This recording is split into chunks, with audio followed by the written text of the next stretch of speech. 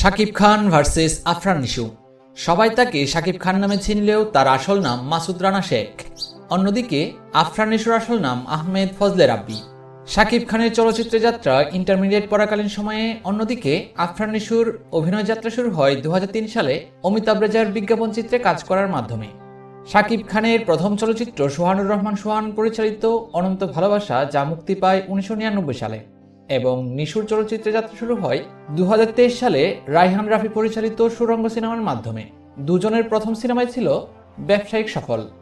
শাকিব খান এখন পর্যন্ত সিনেমা করেছেন 253টি। অন্যদিকে নিশু প্রায় 5 শতাধিক টেলিভিশন নাটক ও ধারাবাহিকে কাজ করলেও সিনেমা করেছেন মাত্র 2টি, তবে 2টি সিনেমাই সুপারহিট।